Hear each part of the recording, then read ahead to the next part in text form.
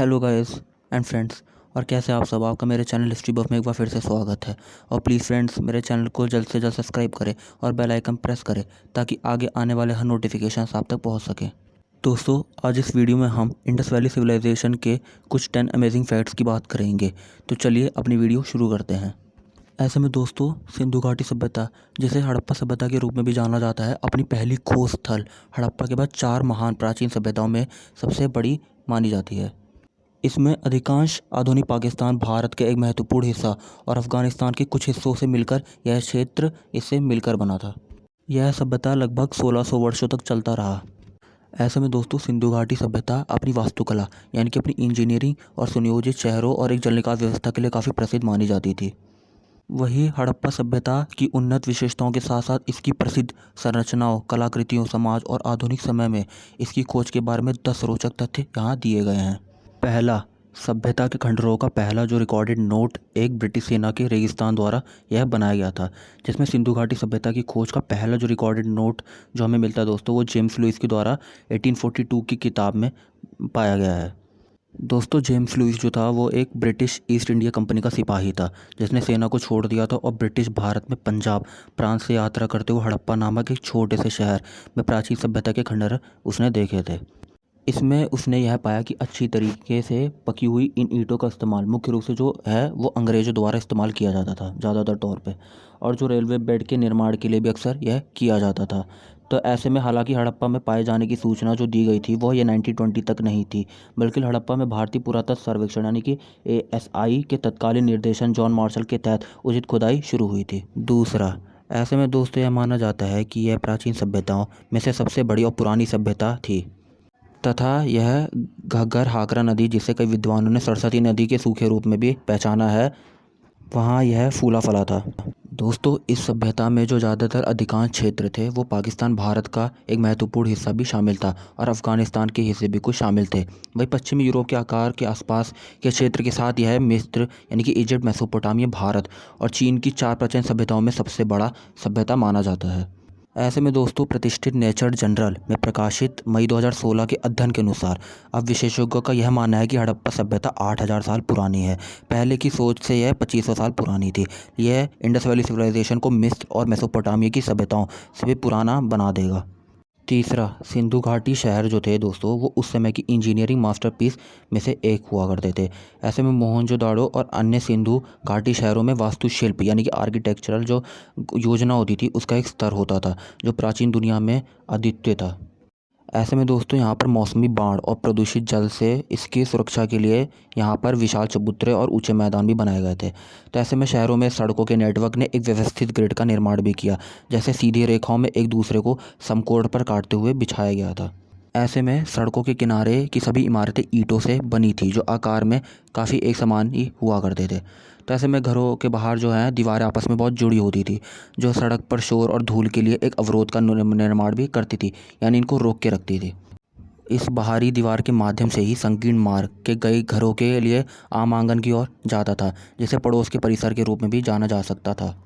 ऐसे में बात आती है हमारे चौथे फैक्ट की, जिसमें कई समकालीन शहरों की तुलना में इससे एक अधिक उन्नत स्वच्छता प्रणाली भी थी, जिसमें सिंधु घाटी सभ्यता के शहरों में दुनिया की पहली ज्ञात शहरों स्वच्छता प्रणाली भी हुआ करती थी। सभी घर में शौचालय, स्नानघरों और सीवेज नालियों से सुसज्जित होते थे, जो व्यापक सार्वजनिक नालियों में खाली हो जाते थे और अंततः आसपास के कृषि क्षेत्रों में उपजाऊ कीचड़ जमा कर देते थे। ऐसे में कुछ घर दुनिया के सबसे पुराने ज्ञात फ्लश शौचालय में भी सुसज्जित होते थे। वही अधिकांश घरों में कुएं होते थे और कई जलाशयों के साथ एक परिष्कृत जल प्रबंधन प्रणाली भी हुआ करती थी। ये सभी बिंदु IVC यानी कि इंडस वैली सिविलाइजेशन में स्वच्छता के महत्व और हाइड्रोक्लोरिक इंजीनियरिंग में उन्नत अद्भुत कौशल को इंगित करते हैं। वही हड़प्पा सभ्यता की सीवरेज और जो जल निकास प्रणाली है वो 20वीं शताब्दी से पहले के अधिकांश पश्चिमी शहरों की तुलना में और विकासशील दुनिया के कई समकालीन शहरों की तुलना में अधिक उन्नत थे। यानी कि आज के टाइम से अगर हम इनसे कंपेयर करें तो ये उनसे भी उन्नत काफ़ी हुआ करते थे। दोस्तों पांचवा जो हमारा अमेजिंग फैक्ट है वो ये है कि इंडस वैली सिविलाइजेशन की जो सबसे प्रसिद्ध संरचनाओं में से जो इसकी फेमस जो वो थी आर्किटेक्चरिंग, वो महास्नान यानी कि ग्रेट बाथिंग सिस्टम होता था। ऐसे में सिंधु घाटी के लोग की जो उन्नत वास्तुकला यानी कि आर्किटेक्चर जो था वो उनके प्रभावशाली डॉकयार्ड, अन्य भंडार गोदामों, ईंट प्लेटफॉर्मों और विशाल सुरक्षात्मक दीवारों में स्पष्ट दिखाई देता है। वही ऐसे में सिंध पाकिस्तान में मोहनजोदाड़ो में महास्नानघर हड़प्पा सभ्यता की सबसे प्रसिद्ध संरचनाओं में से एक हुआ करता था और इसे तभी इतिहास की सबसे पुरानी सार्वजनिक पानी की टंकी भी मानी जाती है। इसका आयाम 2.43 मीटर की अधिकतम गहराई के साथ 11.88 मीटर इंटू 7.01 मीटर होती थी। दो चौड़ी सीढ़ियों संरचनाओं में प्रवेश के रूप में काम करती थी। ऐसे में दोस्तों ये ग्रेट बाथ जो था वो जलरोधक था, यानी कि इसमें पानी बाहर से नहीं आता था, इसमें पहले से भर के डाला जाता था, जिसके किनारे पर जिप्सम प्लास्टर और बिटुमेन यानी कि वाटरप्रूफ टार जो होता था उसकी मोटी परत लगाई गई थी। ऐसे में अधिकांश विद्वानों का यह भी मानना है कि अनुष्ठान से पहले स्नान कराने वालों की अशुद्धियों को शुद्ध करने के लिए संरचना का उपयोग किया गया जाता था। ऐसे में दोस्तों जो हमारा छठा फैक्ट है वो यह है कि सिंधु घाटी के लोगों ने धातु विज्ञान और हस्तशिल्प में कई तकनीकों की शुरुआत की थी और ऐसे में इन लोगों ने धातु विज्ञान में तकनीकों का बेड़ा भी उठाया और तांबा, कांस्य, सीसा और टिन का उत्पादन भी किया। ऐसे में दोस्तों इंडस वैली सिविलाइजेशन की सबसे प्रसिद्ध कलाकृतियों में से एक खड़ी स्थिति में एक लड़की की कांस्य प्रतिमा है, जो कि मोहनजोदड़ो की डांसिंग गर्ल के रूप में भी प्रसिद्ध मानी जाती है। ऐसे में दोस्तों इसमें एक सिंधु स्थल से कला का सबसे मनोरम टुकड़ा के रूप में वर्णित प्रतिमा को कई गहनों से सजाया गया है और उसकी बाईं भुजा लगभग पूरी तरह से चूड़ियों से ढकी हुई है। वही दोस्तों हाथ में इतनी चूड़ियां पहनने का रिवाज आज भी भारत के कई हिस्सों में प्रचलित है। ऐसे में दोस्तों इंडस वैली सिविलाइजेशन यानी कि आईवीसी ने सील नक्काशी सहित हस्तशिल्प में नई तकनीकों का विकास भी किया था। ऐसे में इसकी सबसे प्रसिद्ध जो मोहर है वो पशुपति मोहर के रूप में जानी जाती है, जिसमें जानवरों से घिरी हुई एक बैठी हुई आकृति को दर्शाया गया है।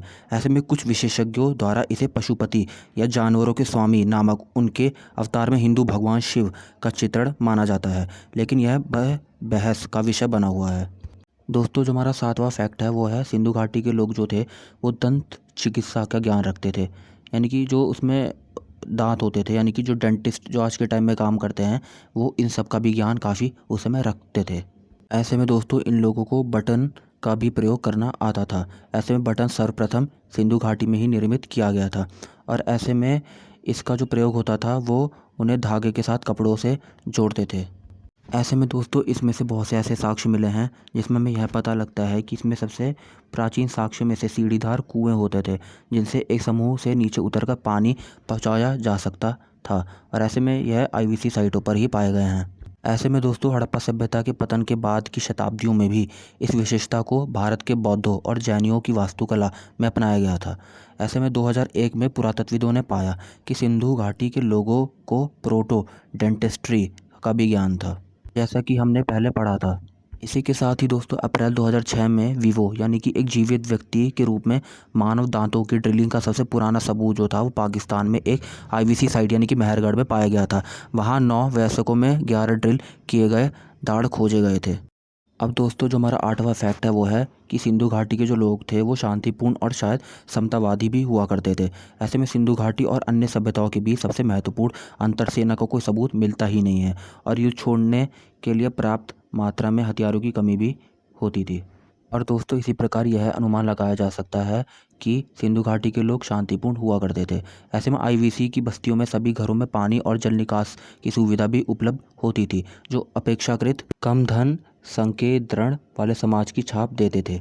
हालांकि दोस्तों उसमें कुछ घर जो थे वो दूसरों की तुलना में भी काफ़ी बड़े होते थे और इसी कारणवश ये जो आईवीसी है दोस्तों हड़प्पा सभ्यता ये अपने स्पष्ट समतावाद पक्ष के लिए भी उल्लेखनीय माना जाता है। ऐसे में दोस्तों ज़्यादातर यह भी माना जाता है कि जो हड़प्पा सभ्यता की बस्तियां हैं उनसे यह अनुमान लगाया जा सकता है कि एक केंद्रीय प्राधिकरण हुआ करता था, लेकिन समाज कैसे कार्य करता था और उसके सत्ता का वितरण अभी तक ज्ञात भी नहीं है।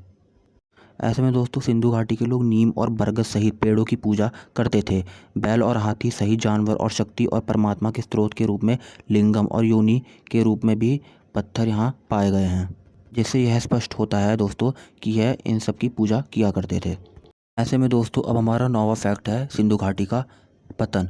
ऐसे में दोस्तों इसका जो कारण है वो अभी तक नहीं पता लग पाया है और यह जो सिलसिला है वो दूसरी शताब्दी ईसा पूर्व से चला आ रहा है। पर दोस्तों ऐसा माना जाता है कि एक आर्य आक्रमण सिद्धांत जिसके द्वारा एक इंडो यूरोपीय जनजाति ने आक्रमण किया था और यही इंडस वैली सिविलाइजेशन को समाप्त कर दिया था।